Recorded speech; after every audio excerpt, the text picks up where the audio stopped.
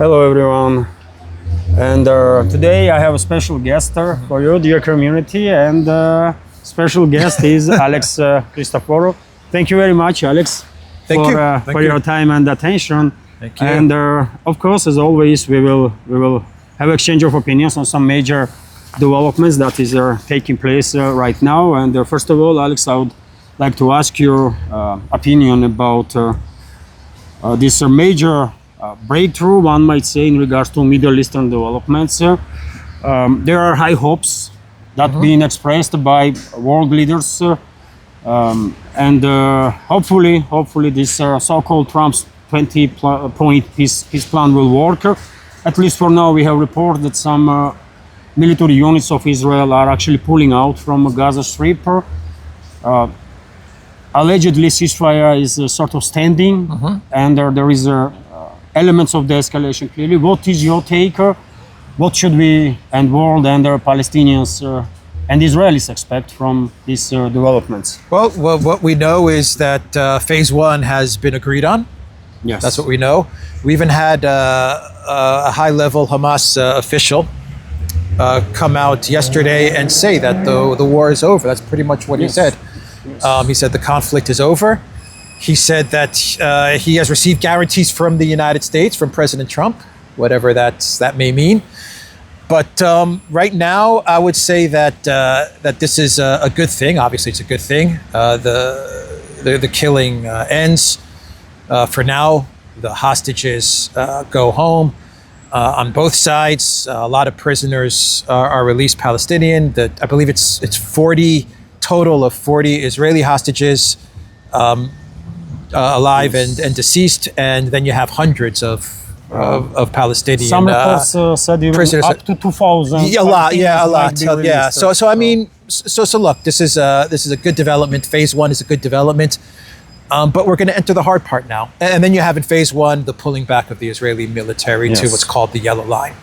So you're going to get into the hard part now, which is the disarmament part for Hamas, which is going to be very difficult, I imagine. But we'll see how the negotiations proceed. And then you have the Israeli military pulling out of Gaza, which is also going to be an extremely difficult thing to get done. So look, we got phase one done. That's the way it looks. Trump said he's going to be going to the region as well. Yes. And he's going to, I imagine he's going to give his speeches there and make sure everything is going as planned. And then we get into the difficult negotiations. And so we're going to have to just wait and see how everything moves forward, if it moves forward. We've been here many times before, over many years and decades, and it's never worked out. But hopefully this time it does work out. But when all is said and done, I'll agree with what Lavrov has said and what Putin just said the other day, which is to get a final resolution to this conflict, you need a Palestinian state. So I mean, that's what Lavrov said. That's what Putin said, and they support Trump's plan. They support the initiative. Yes. But they also made it clear that whatever is happening with the 20-point peace plan, the end result has to be a Palestinian state. That's how you resolve the conflict. So I mean, that's the end goal to the resolution of this. We'll see if we get there.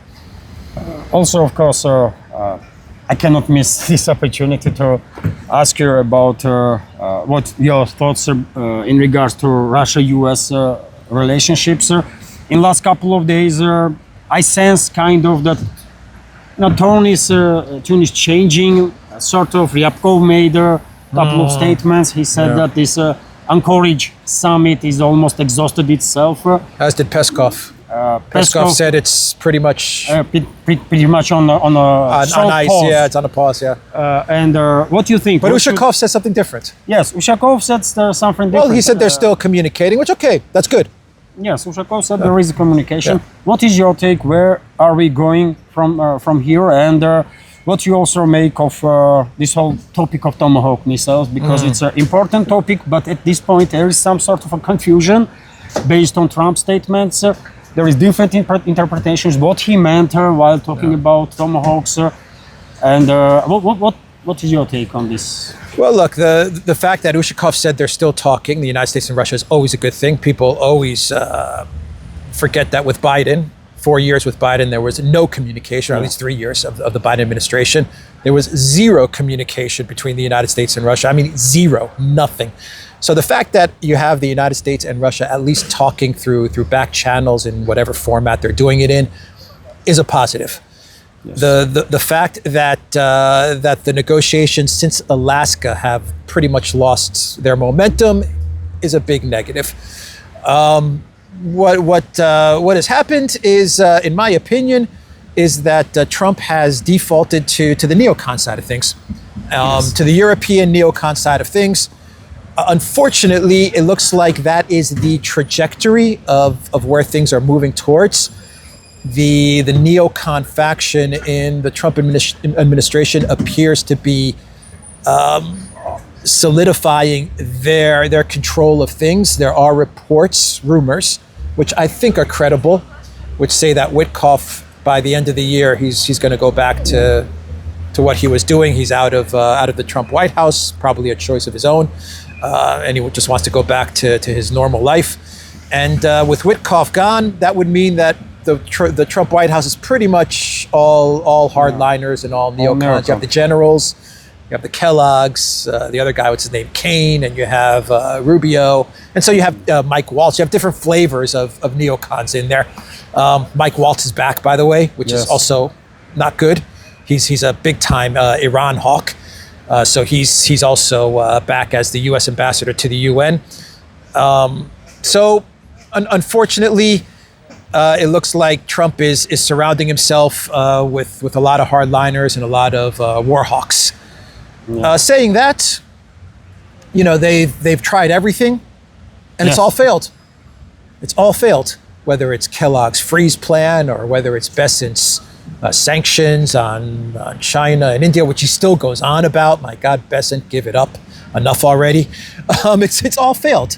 It's all failed. But you also have the Europeans, which is also not such good news. And they're continuing to whisper to Trump all the time. They're making trips to DC all the time. Like Stubb, he is the president of Finland. It seems like he's in DC every couple of days. He's in DC. And what's he telling Trump? He's telling Trump that Ukraine is winning, pretty much. That's what he's telling him. Yes. And so Trump is hearing all of this. And Trump, he's not someone who's reading reports, hundreds of pages of reports, and he's trying to figure out what's going on. He relies on 3-4 people. He basically repeats what the last person told him, and he bases policy on what people are telling him, especially the people that talked to him last. So, unfortunately, this is where we are. I think that Russia, specifically Putin and some of the people that were looking at some sort of a negotiated settlement with the United States, I think they're coming to the realization that they have to just forget about everything Trump's saying. Whatever he posts on Truth Social, just let it go, and we need to focus on what we need to do. We need to focus on the goals of the SMO and focus on what we can control. We can't control Trump. We can't control the people around him. And so we'll just let it be without closing the door on diplomacy. And I think that's important. The Russians are not closing the door on diplomacy. Who knows? Maybe Trump comes around and says, okay, now I'm ready to negotiate a deal. Maybe. It looks like that's exactly where Russia stands right now, as you described just now. And one more question, Alex. Lately, we all see all this escalation against Russia from European NATO member states, all these drone stories and MiG-31 stories and so on. Just recently, Denmark, Germany, Norway joined this whole club. And NATO is already beginning deploying its or increase its military presence on Russian borders, not just ground forces, but also air force is being deployed.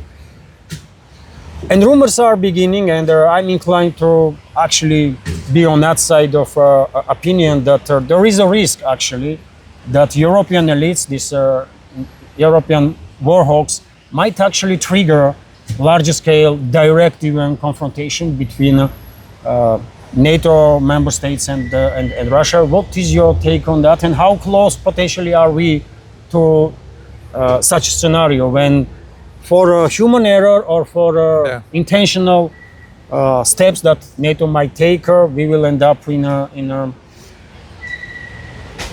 certain scale of direct confrontation between Russia and NATO.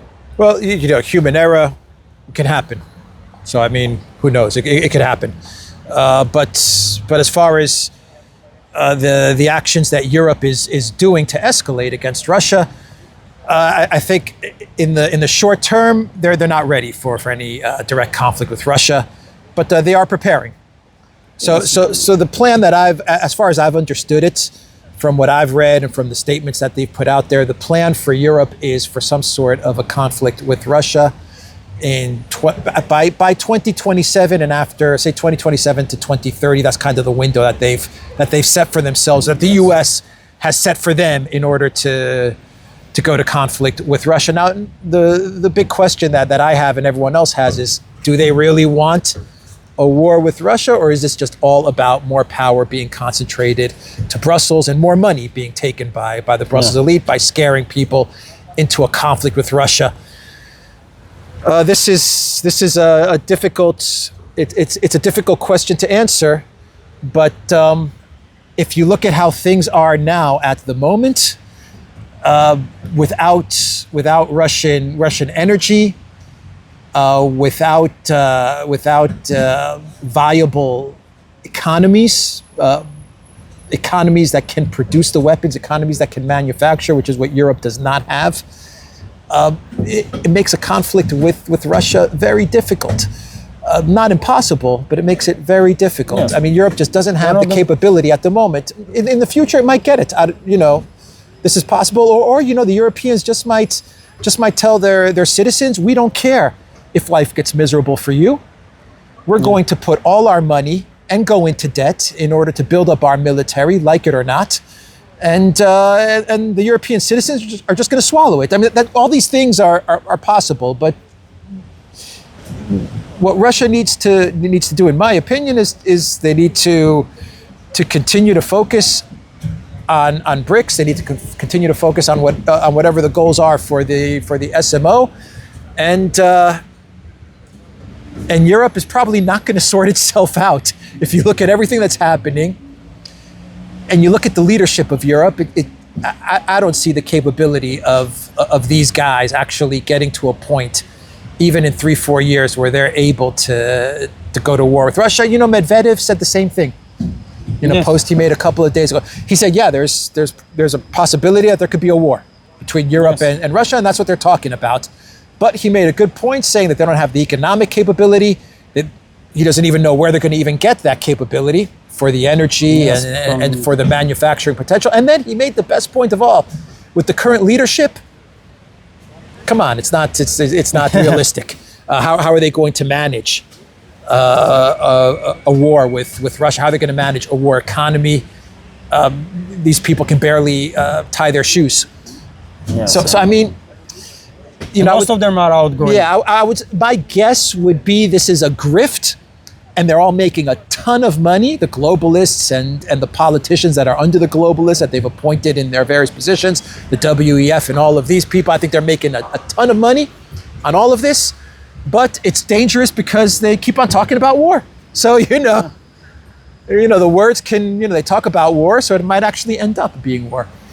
Yes, sir. Thank you very much, Alex, for this interview. And I'm quite sure community will be happy to see you on the channel. Thank you. Thank you. Take care. Bye, dear friends.